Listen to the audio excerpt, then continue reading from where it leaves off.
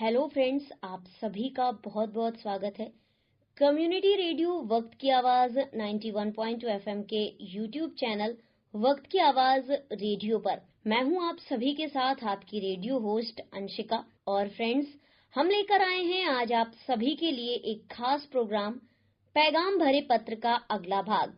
तो आप सभी कार्यक्रम पैगाम भरे पत्र का अगला भाग जरूर सुने हमारे डिजिटल हैंडल वक्त की आवाज रेडियो पर।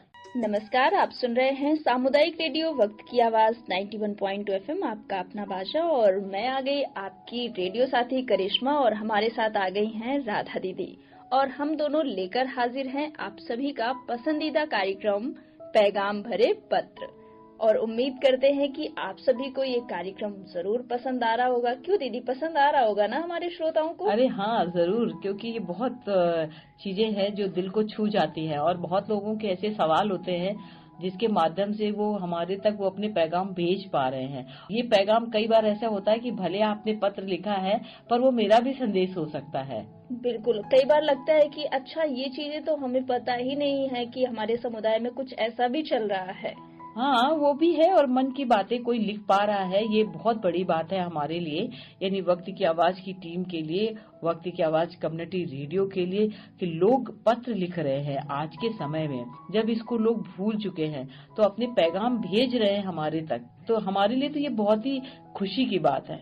बिल्कुल, तो आज भी हम शामिल करेंगे आज के कार्यक्रम में कोई दो पत्र जिनका आप सब इंतजार करें कि आखिर आज दो पत्र कौन से शामिल होने वाले हैं।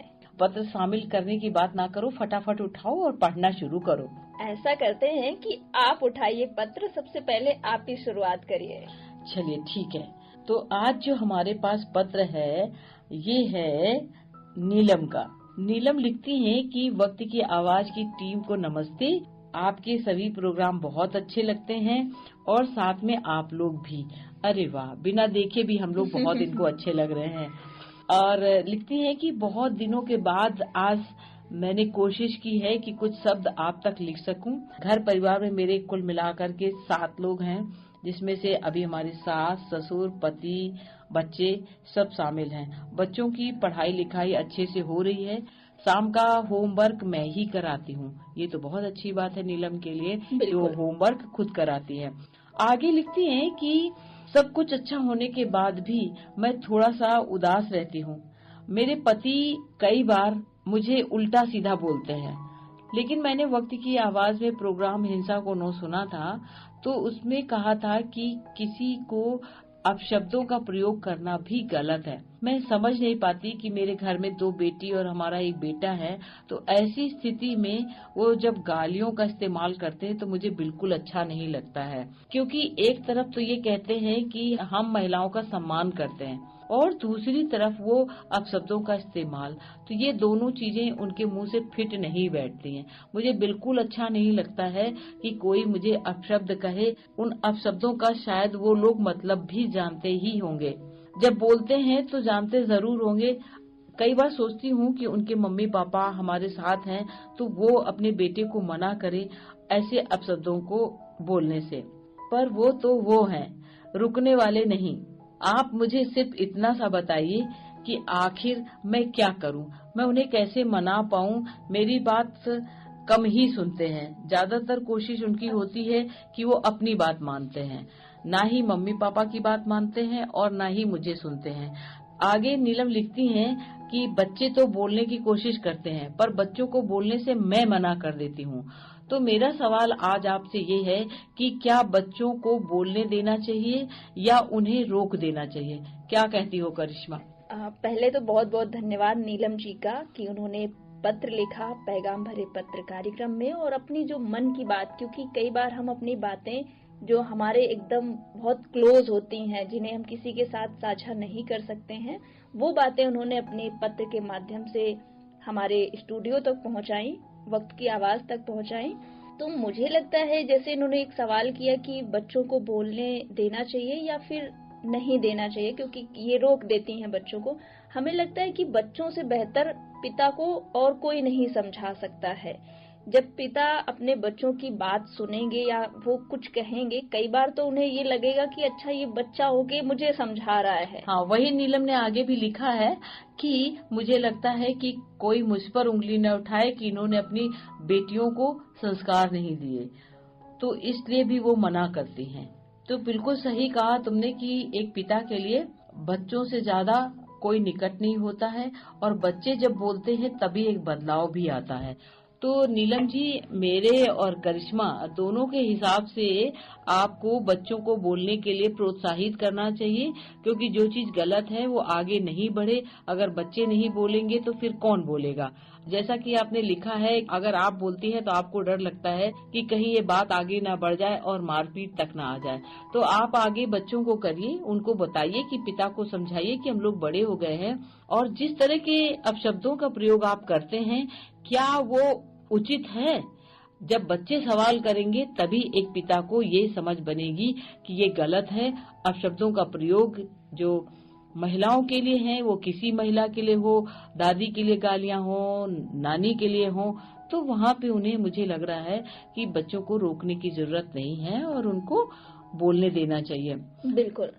और कहीं ना कहीं बच्चों के पिता हैं वो जरूर सुनेंगे। और इस तरह की समस्याएं हमें लग रहा है सिर्फ नीलम जी की ही नहीं है, हमें लगता है कि समुदाय में हर एक घर की वही समस्या है कि बच्चे बोलते हैं तो माँ रोक लेती है कि नहीं बात बढ़ जाएगी, और कई बार पिता को भी बुरा लग जाता है। और कई बार बहुत सारे पिता हैं जो बच्चों की बातों को समझते हैं और उनका अदब भी करते हैं कि बच्चों के सामने ये बातें नहीं बोलनी है।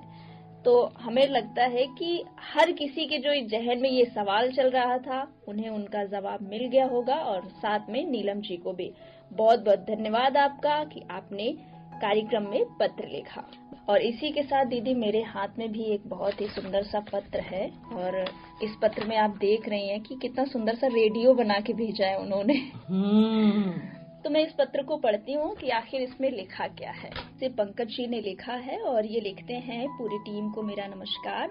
पत्र लिख रहा हूँ, बहुत सारी गलतियां भी हो सकती हैं, उससे मुझे माफ करिएगा, क्योंकि पत्र में मेरी उम्र नहीं पता चल रही होगी। मेरी उम्र इस समय 17 वर्ष की है।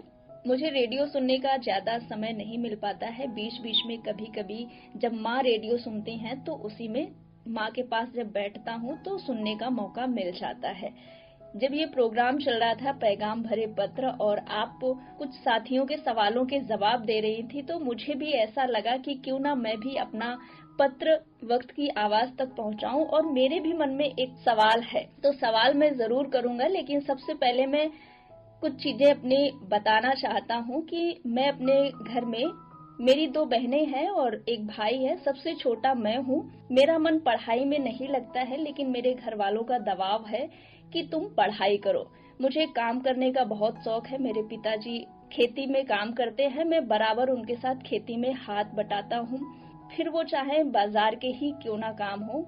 कोई कुछ भी कहता है, मुझे बहुत अच्छा लगता है सभी लोगों के काम करना, लेकिन जो घर में हमारी वजह से लड़ाई होती है, कभी कभी माँ और पिताजी मेरी वजह से झगड़ जाते हैं, भाई और बहनों में झगड़ा हो जाता है, और वो झगड़े इसीलिए होते हैं कि मैं पढ़ाई नहीं कर रहा हूँ। मैंने तनाव और टेंशन कभी नहीं जाना, लेकिन आजकल मैं उसे महसूस कर पा रहा हूँ। आगे पंकज जी लिखते हैं कि मैंने हाई स्कूल किया है, ज्यादा अच्छे मेरे नंबर नहीं आए थे, उसको लेकर भी हमारे घर में बहुत झगड़ा हुआ था। मैं फर्स्ट ईयर में हूँ और मेरा मन बिल्कुल भी नहीं है कि मैं इंटर करूँ। तो आप लोगों से मेरा ये सवाल है कि मैं ऐसे सिचुएशन में क्या करूँ कि पढ़ाई में मेरा मन नहीं लगता, घर में जो हमारे झगड़े हो रहे हैं उसको हम कैसे कम कर सकते हैं। तो दीदी ये पंकज जी का सवाल है, और महज इनकी उम्र जो इन्होंने बताई है कि 17 साल है, तो क्या कहेंगी आप? करिश्मा, पंकज के लिए तो मैं इतना ही कहना चाहूंगी कि पढ़ाई में मन नहीं लग रहा है तो पहले तो उस कारण को ढूंढना होगा उनको कि क्या वजह है, कि कहीं ऐसा तो नहीं है कि 4 पैसे हाथ में उनको मिल जाते हैं, उससे कुछ उनकी जरूरत पूरी हो जाती है। पैसों की तरफ तो नहीं उनका आकर्षण हो गया है। तो एक बात तो ये उनको अगला भी पत्र हमें लिख सकते हैं इससे जुड़ा बिल्कुल, हुआ। ये दीदी आपने बात तो बहुत सही कही है कि कई बार जब हमारे हाथ में 4 पैसे मिल जाते हैं, अगर मैंने एक दिन कुछ काम कर लिया, उसका पैसा मिल गया, तो मेरा दिमाग फिर वहीं जाता है कि मैं पढ़ाई करके क्या करूं। बिल्कुल, कि उनको लगता है कि काम से तो पैसे आ रहे हैं, जो मैं पढ़ाई कर रहा हूँ वो उससे कौन सा पैसे आने वाला। लेकिन कहते हैं ना कि जैसे एक जिंदगी की जो फाउंडेशन है वो बना लेना बहुत जरूरी है पंकज। तो +2 के लिए पढ़ाई करो। अगर तुम्हारे बीच में कहीं भी कोई सब्जेक्ट या कोचिंग का नहीं आ रहा है तो कोशिश करो कि वो स्पष्ट तौर से अपने माता पिता को बताओ कि मुझे ये विषय समझ नहीं आ रहा है, उसके लिए अलग से कोचिंग करने की जरूरत है। और दुनिया में कठिन वही है जो मुझे आता नहीं है, और जो मुझे आ जाता है उससे सरल कुछ नहीं है। तो इन दोनों बातों को आपको समझना होगा।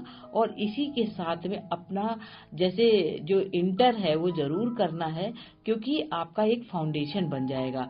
उसके बाद से आपका अगर मन करे तो आगे पढ़ाई कर सकते हैं, अगर नहीं है तो बहुत अच्छा तरीका है कि आप जो भी काम करना चाहते हैं तो एक बेस के बाद ही तो बिल्डिंग बन सकती है। बिल्कुल, बिना फाउंडेशन के बिल्डिंग बनाना मुश्किल है। तो जीवन की जो नींव है वो इंटर तक आपको पढ़ना है। आप कोशिश करें कि दबाव महसूस नहीं करें, आराम से पढ़ें। घर के झगड़े भी समाप्त होंगे। माता पिता के साथ पूरी बात बांटें और उनके साथ कहें कि मुझे ये विषय आ रहा है, ये नहीं समझ में आ रहा है। कोई आपके गुरुजन हैं, उनके साथ आप ये बात बांट सकते हैं और बांटने के साथ पढ़ाई जारी रखें। अब पंकज को कहीं ये न लगे कि ये मुझे पढ़ने का मन नहीं है और वक्त की आवाज की टीम भी यही चाहती है कि मैं पढूं। तो क्यों पढ़ना है ये समझ लेना बहुत जरूरी है, क्योंकि आपकी जिंदगी का बेस है। कल भविष्य में अगर आप किसी को पढ़ाना चाहें, अपने बच्चे का काम देखना चाहें, तो वो भी एक कहीं न कहीं ये बातें तय करती हैं। तो आज आप उसको पैसों की वजह से हटने की कोशिश कर रहे हैं, ऐसा मुझे लगा है। कंफर्म तो नहीं है। नहीं, कई बार तो ये होता है। बिल्कुल सही कहा आपने। तो ये स्पष्ट लिखें हमें, और अगर उसके बाद फिर देखते हैं कि क्या रास्ता हो सकता है। अगर आप नहीं पढ़ना चाहते हैं बिना दबाव के, और दबाव में कोई काम नहीं होता है, ना नौकरी, न लेबरी और न पढ़ाई। तो दबाव मुक्त रहें और उस सब्जेक्ट को जो बहुत प्रिय है वहां से शुरुआत करें। बिल्कुल। तो पंकज को उनके सवाल का जवाब भी मिल गया, और मुझे भी यही लगता है कि आप तनाव मुक्त रहें। और तनाव से अच्छा है कि आप पढ़ाई में थोड़ा सा अगर रुचि दिखाएंगे तो आपको वो भी अच्छी लगने लगेगी। क्योंकि जब आप घर से बाहर निकलेंगे किसी काम के लिए, भले ही चाहे आप किसी फैक्ट्री में काम करें, किसी कंपनी में काम करें, कहीं लेबरी का काम करें, वहाँ भी पढ़ाई की जरूरत, खेती में भी आज के समय में पढ़ाई की जरूरत है। बिल्कुल। तो आप एग्रीकल्चर से आगे चल के पढ़ाई कर सकते हैं, आपकी अगर रुचि खेती में है, क्योंकि इन्होंने बताया ना कि पिता के साथ बराबर काम खेतों में करते हैं, तो उस तरह से आप पढ़ाई कर सकते हैं और अपनी खेती में कुछ नया कर सकते हैं। और पढ़ाई को एक मनोरंजक तरीके से बनाने की कोशिश करें। बोझ समझकर कोई भी काम करेंगे तो रोटी भी नहीं निगली जाएगी। तो कोशिश करें कि उसको एक उसमें मतलब देखें कि अरे चलो पढ़ना। जिस समय मन नहीं कर रहा है आप सो जाइए, जिस समय आपका मन कर रहा है उस समय उठिए और अपनी किताबों से प्यार करना सीखिए। किताबों को कभी पुचकार कर रखिए, निश्चित रूप से वो कहेंगे कि हाँ पंकज मुझे पढ़ो।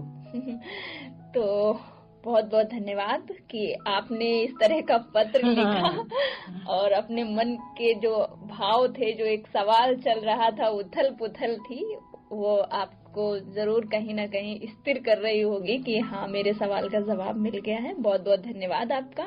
और इसी के साथ एक बात कहूंगी पंकज से, इससे भी आगे कुछ आपके सवाल हैं तो आप हमारे व्हाट्सएप नंबर 78 97 96 96 96 पर जरूर अपना खत हमें फिर से लिख के भेज सकते हैं। जी, तो दीदी अब समय भी हो गया है हमारे चलने का, क्योंकि बहुत सारी बातें कर ली। पत्र तो हमने 2 शामिल किए, लेकिन उसके साथ साथ जो हमने बातें कर ली ढेर सारी तो इसलिए तीसरे पत्र की कोई जगह नहीं बची है।